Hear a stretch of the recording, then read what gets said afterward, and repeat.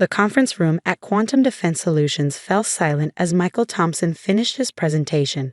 20 pairs of eyes darted between him and me, waiting to see how I'd react to his latest attempt to diminish my work. I kept my expression neutral, fingers quietly typing notes on my laptop. Notes that would prove very interesting to the Pentagon's review committee on Monday.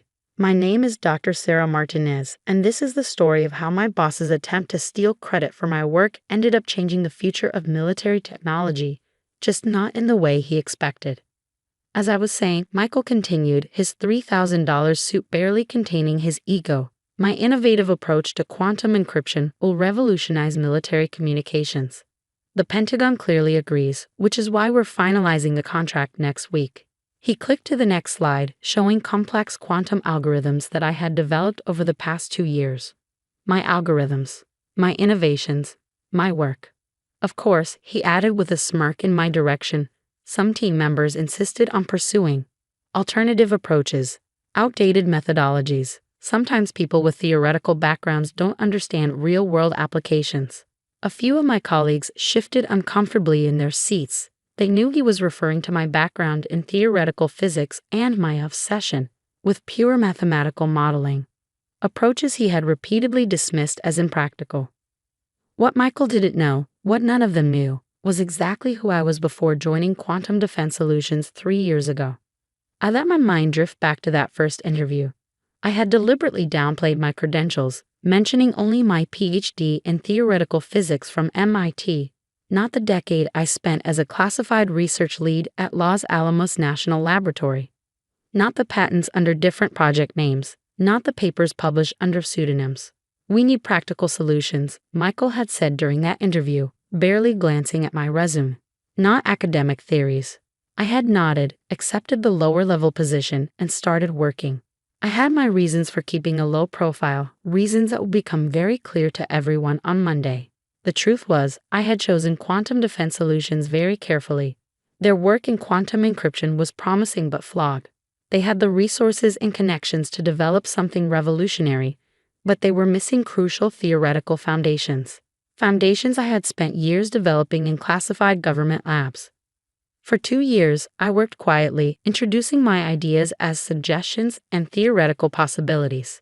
I wrote detailed documentation of every development, every breakthrough, every line of code.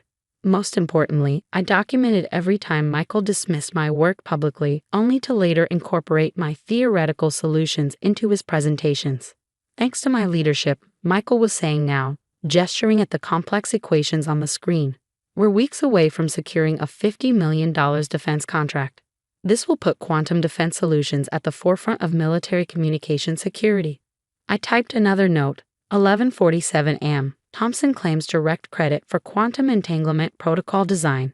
Reference: original documentation dated 18 months prior, page 147 of submission to Pentagon. The meeting continued with Michael outlining his vision for the company's future. Every few minutes, he would throw another subtle dig at my work, my approach, my contributions. Each time, I added to my notes, cross-referencing with the extensive documentation I had submitted directly to the Pentagon's review committee. What Michael didn't realize was that his presentation today was the final piece I needed, the final proof of systematic intellectual theft and credit misappropriation. "Any questions?" Michael asked, concluding his presentation with a self-satisfied smile. I raised my hand, keeping my voice professionally neutral. "Could you clarify the basis for the quantum entanglement protocol? The mathematical foundation seems familiar." His smile tightened slightly. "The technical details aren't important right now.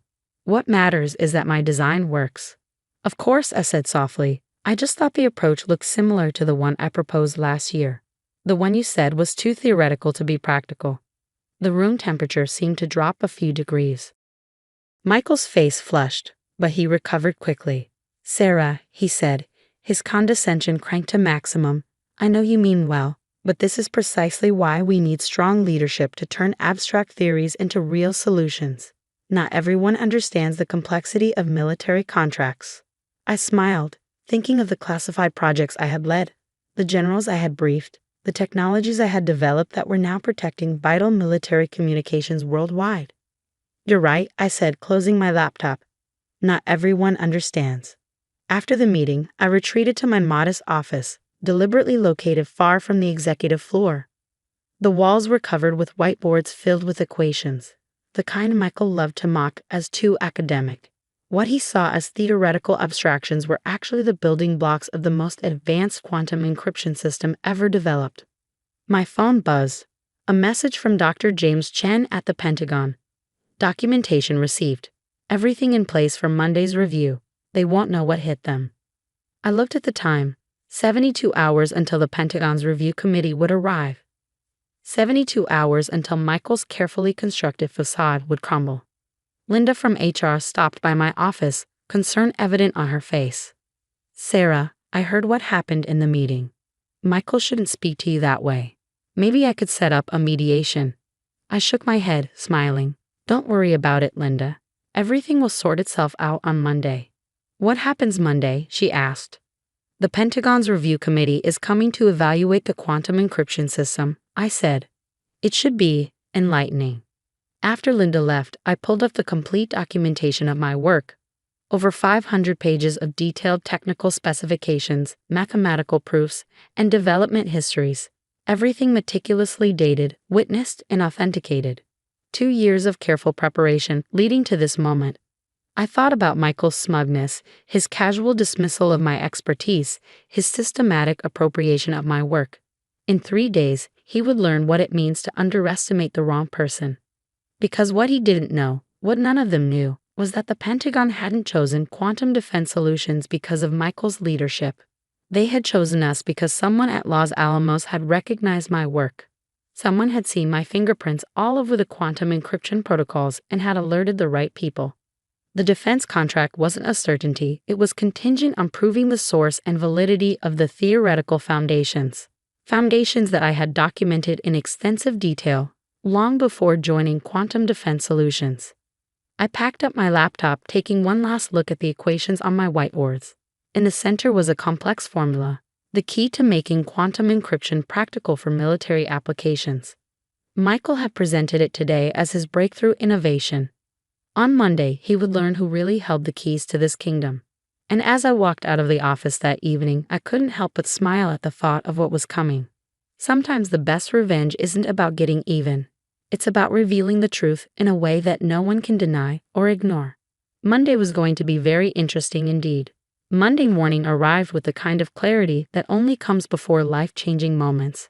I got to the office at 6:00 a.m., well before anyone else. The Pentagon Review Committee would arrive at 9:00 a.m. sharp, and I wanted everything perfect.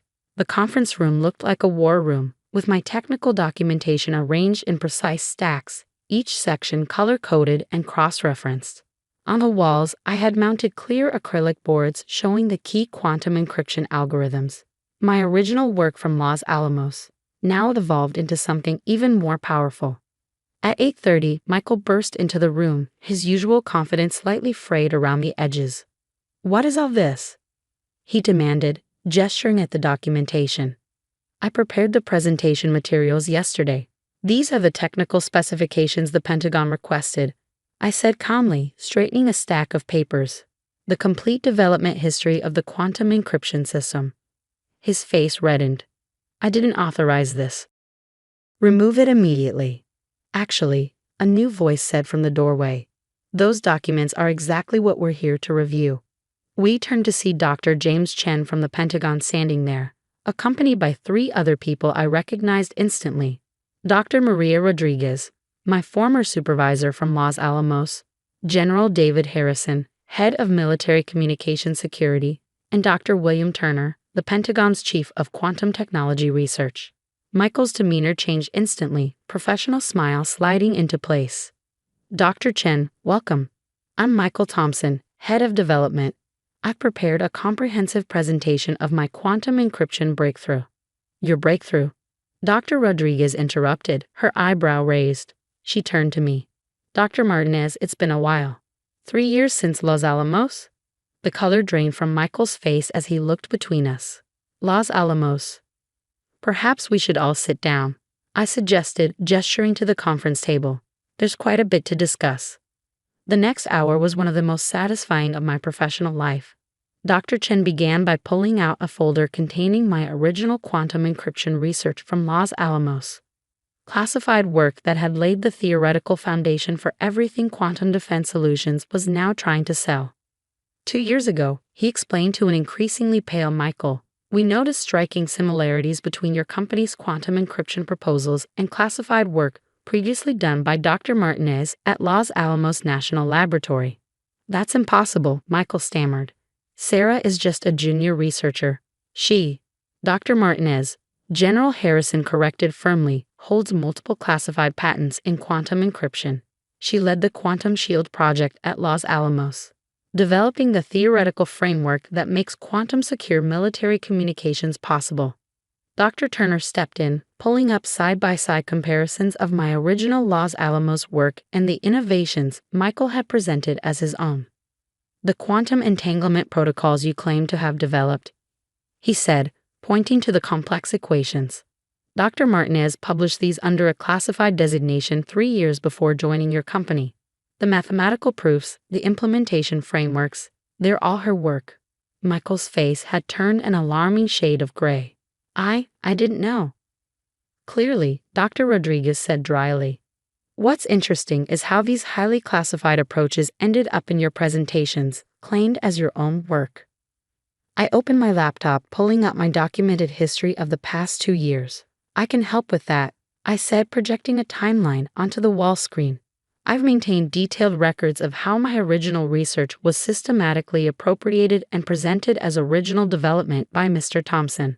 The timeline was damning. Every instance of Michael dismissing my theoretical suggestions, followed by him presenting those same ideas as his own breakthroughs. Every meeting where he had taken credit for my work. Every email where he had belittled my expertise while simultaneously stealing it. This is a lie, Michael protested weakly. A conspiracy to undermine my leadership. Actually, Dr. Chen interrupted. This is exactly why we're here. The Pentagon doesn't just want to review the technology. We need to verify its legitimate development history before proceeding with any contracts. General Harrison leaned forward, his voice carrying the weight of decades of military authority. Mr. Thompson, do you understand the severity of presenting classified military technology as your own work? Of attempting to sell security systems based on stolen research? Michael's professional facade cracked completely. I never meant. Sarah, tell them. Dr. Martinez, Dr. Rodriguez corrected again, has already told us everything we need to know. Her documentation is extensive and verified. The next few hours were a blur of technical reviews, legal discussions, and strategic planning. By lunch, Michael had been escorted from the building by security, his access revoked pending a full investigation. But the real surprise came in the afternoon session. Dr. Martinez, General Harrison said, the Pentagon isn't just interested in the encryption system. We want to establish a new quantum security division, combining theoretical research with practical military applications. We'd like you to lead it. I looked at the proposal they laid out. A $200 million contract, 10 times what Michael had been pursuing. Full creative control. A team of the best quantum physicists and engineers in the country. You can stay here at Quantum Defense Solutions if you wish, Dr. Chen added, but as Chief Technology Officer, reporting directly to the board. Or we can help you establish your own company under the defense contract. I thought about the past 2 years, the subtle dismissals, the stolen credit, the professional undermining. Then I thought about the work itself, the breakthroughs still waiting to be made. I'll stay, I decided. This company has good people, good resources. They just needed the right leadership. By the end of the day, everything had changed. The board had convened an emergency session, appointing me as CTO after accepting Michael's immediate resignation. The Pentagon contract was being redrafted, with my name and role prominently featured. As I packed up my office to move to the executive floor, Linda from HR stopped by again. So that's what you meant about Monday, she said, shaking her head in amazement. You knew all along. I smiled, picking up a framed photo of my Los Alamos team. Sometimes the best way to prove your worth isn't by shouting about it. It's by letting others reveal their true character through their actions. The next few weeks were intense but satisfying. The story of Michael's downfall and my revelation spread through the defense technology industry like wildfire. The same executives who had dismissed my theoretical approach now sought my advice on quantum security implementations. 3 months later, I stood in the same conference room where Michael had once mocked my expertise. The walls now displayed the patents and awards I had kept hidden for so long. Around the table sat my new team, brilliant scientists and engineers who shared my vision for the future of quantum security. The fundamental breakthrough, I explained to a room full of engaged faces, isn't just in the quantum encryption itself. It's in understanding that theoretical foundations and practical applications aren't opposing forces. They're essential partners in innovation. As I outlined our next phase of development, I thought about Michael, now facing federal investigations for his attempted appropriation of classified technology. He had been so focused on taking credit that he never stopped to understand what he was stealing. The Quantum Security Division flourished under my leadership, expanding beyond military applications into revolutionary new areas of secure communication. The theories Michael had dismissed as impractical became the backbone of a new generation of defense technology. Sometimes at night, working late in my new office, I look at the complex equations on my whiteboard and smile, remembering Michael's dismissive comments about theoretical abstractions. The same theories are now protecting vital military communications worldwide, saving lives and securing nations. Because sometimes the best revenge isn't about destroying your opponents. It's about building something so significant that their attempts to diminish you become footnotes in your story of success. And as I review proposals for our next quantum security breakthrough, I think about all the other hidden experts out there, quietly changing the world while others take credit for their work. My door is always open to them now, and my first question in every interview is never about credentials or experience. Instead, I ask, what theories do you believe in that others have dismissed? Because I've learned that the most revolutionary innovations often come from those who were told their ideas were too theoretical, too academic, too impractical. And sometimes, the person they try to dismiss as impractical turns out to be the one who revolutionizes an entire industry. That's not just theory, that's a proven fact.